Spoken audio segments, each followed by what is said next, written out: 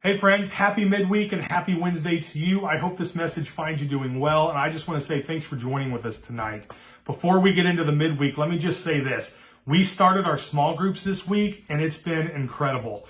And so if you've missed the week or if you haven't started with us this week, don't feel like it's too late. We really want to invite you to take advantage of the opportunity to just share life with a small group of people. And so we're doing these on Monday nights at 6 o'clock. We're meeting down in the church fellowship hall, and we're going over Kyle Idleman's new book, One at a Time. We're also doing a study at Rick and Jan's house on Tuesday night at 6:30, and they're going over the book of Ephesians. And we're also going over the book of Ephesians on Wednesday morning at 10 o'clock. And so from what I've heard, these groups have been running real smooth. It's been a real good week, and you are still invited. If you missed this week, please get involved. We'd love to have you starting up next week. And so now that we've got that out of the way, I can't tell you how excited I am to start this new series tonight. We're going to be going over a series titled Jesus Is. And what we're doing in here is we're going to walk through the Bible and we're going to find where Jesus makes claims about himself and why this has become an issue for the culture around him. Because a lot of people you may have talked to about Jesus, a lot of people believe that Jesus was, they just don't believe that Jesus is. And what I mean by that is you've got most of your major religions of the world today, they'll all accept Jesus as a person. They all will. They'll accept him as a prophet, as a person, but they will not accept him as the Son of God because they just don't feel like that's the right title for him or whatever it may be. There's a lot of different reasons, but almost everybody will accept Jesus as a person. In fact, our calendar reflects that. You have BC, you have AD. I mean, every day we live is a reminder that Jesus was. But what I want to get you thinking about tonight is Jesus who he claims to be. So what are these claims? And as we lead up to Easter Sunday, we're just going to walk through some of these each week about different verses in which Christ claims to be something. And so tonight we're going to start in John chapter 8. And I'm telling you, this is good stuff. So what's basically taking place here in John 8 is that Jesus is having this huge dialogue with a lot of different people, all right? Jews specifically, Pharisees, all those kind of guys. And so in this dialogue, they're hearing Jesus say some astronomical claims. I mean, these are things that are borderline blasphemy. In fact, they start off in verse 48 by accusing him of being a Samaritan and demon-possessed. Because what kind of guy talks the way that Jesus talks, and what kind of guy can do the things that Jesus can do? So they just say, well, there's no other explanation, but he must be possessed, right? He must be a Samaritan. He must be possessed, which, by the way, Jews hated Samaritans. So this is another reason to add fuel to their fire. So they go off and they just accuse him. And Jesus says, listen, I'm not possessed. Verse 49, I'm not possessed by a demon, but I honor my Father and you dishonor me. I'm not seeking glory for myself, but there is one who seeks it, and he is the judge. And very truly, I tell you, whoever obeys my word will never see death. That's the first big claim we see here. Jesus is saying that if you obey my voice, if you obey my commands, my teachings, you will never see death. That's a pretty bold claim. And so these guys are hearing this and they're thinking, okay, Jesus must be talking literal. So they go back to the old school Old Testament and they say, well, what about Abraham and what about the prophets? They all lived and they died, right? And if they believe in who you say you are, like what you're claiming, wouldn't they have lived forever? Why did they physically die?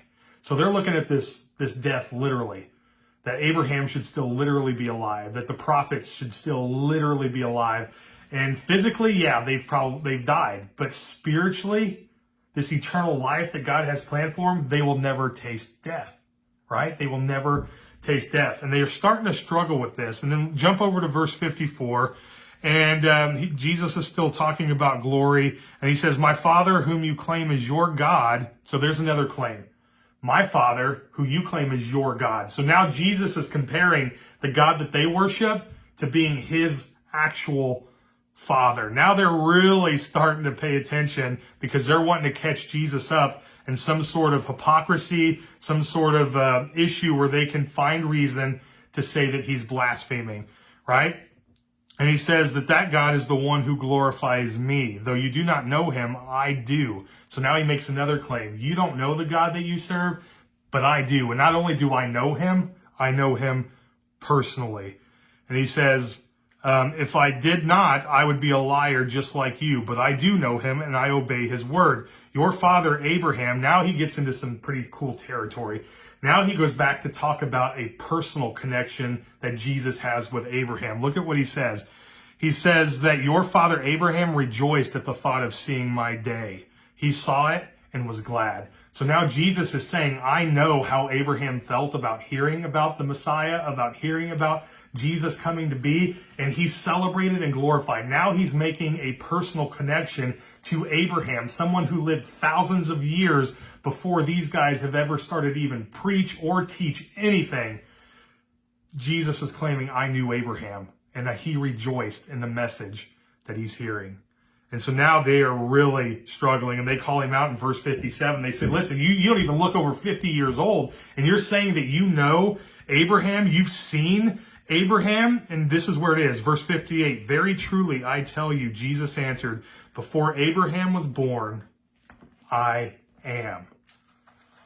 Now this really upsets the Jews. Why? Because of what God said in the Old Testament from Exodus chapter 3, this I am statement. Not only did Jesus go to say that if you listen and obey my commands, you will live forever, you'll never die, but then he goes to closely associate himself with God, calling God their God, his Father. They're starting to dance with that a little bit, but they're still wanting to hear Jesus out. Then he goes to compare and talk about how he personally knows Abraham, and they're still struggling. They're getting even more upset, but now this was the icing on the cake.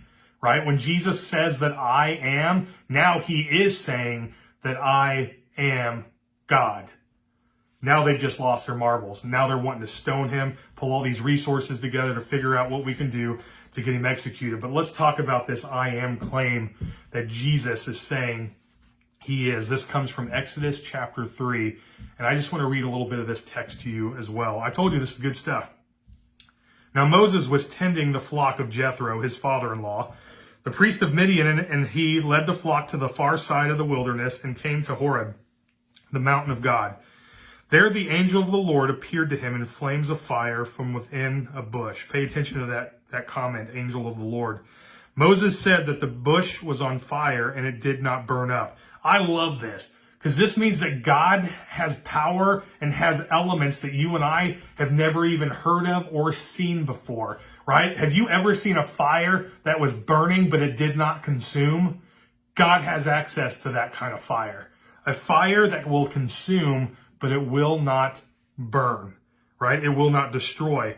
This is incredible. Verse 3, so Moses thought, well, I'll go over and I'll see this strange sight. Yeah, because anybody would do that, right? If you see a fire going but it's not consuming when it's burning, we're all going to be a little bit intrigued by that. So Moses says, yeah, I'm going to go look at this strange sight and why the bush does not burn up. When the Lord saw that he had gone over to look, God called to him from within the bush, Moses, Moses. And Moses says, here I am. Do not come any closer, God said. Take off your sandals, for this is the place where you are standing, and it's holy ground. And then he said, I am the God of your fathers, the God of Abraham, the God of Isaac, and the God of Jacob. And after this, Moses hid his face because he was afraid to look at God. And to kind of summarize the rest of this, Moses is given a mission by God. Hey, we're going to use you. You're going to be the mouthpiece for me to the people. And I need to do it. And of course, Moses comes up with all these reasons and all these excuses of why he can't come up. And then he finally says, well, listen, if I'm going to go talk to the people, who do I tell them sent me? And you know what God says? The same thing Jesus says in John 8. He says, tell them I am sent you. So now God is given a name, I am. Jesus in John 8 is saying the same thing, I am. Now, here's where things get pretty interesting, right? This is where things get rocking and rolling. There's a verse here. Oh, where did it go? John chapter 6, right? John chapter 6, verse 46 says this. No one has seen the Father except for the one who is of God. What does this mean? This means that nobody has seen God ever. Talking Old Testament, talking New Testament, and everything in between. Nobody has ever seen God, which means that the angel of the Lord that was in that burning bush has to be Jesus. Why? Because angels could not accept worship. right? Angels don't have the authority to make ground holy. Who does that? It's only Jesus. So when you start cross-referencing these things and Jesus makes this claim, we know for a fact that Jesus did know Abraham personally, because the same angel of the Lord that is in this burning bush speaking to Moses was the same angel of the Lord speaking to Abraham about all the things that they're about to do and being a father of many nations and giving Abraham the covenant, right? This is Jesus. Everywhere from Genesis to Revelation points to Jesus. And when you see angel of the Lord in the Old Testament, it's always Jesus. Why? Because of John 6:46. Nobody has ever seen God, but people have seen the angel of the Lord. So the angel of the Lord has to be Jesus. I mean, does this not blow your mind? Jesus is I am. Now, I know this may be hard to take in for some people, right? But all I'm asking you to do is do your research. Cross-reference the Bible. Look at what Jesus claims about himself and dig deeper into this. This was frustrating for the Jews because it blew up everything they thought they knew. And what Jesus is trying to get them to understand is there's a whole new world that you don't even know about. And I'm going to take you with me if you'll accept me for who I am. Man, I'm excited about this series.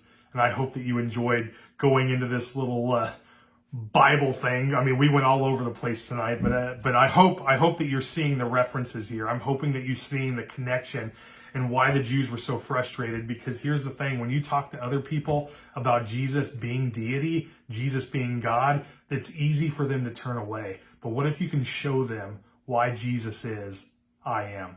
Friends, have a great week. We'll see you next time.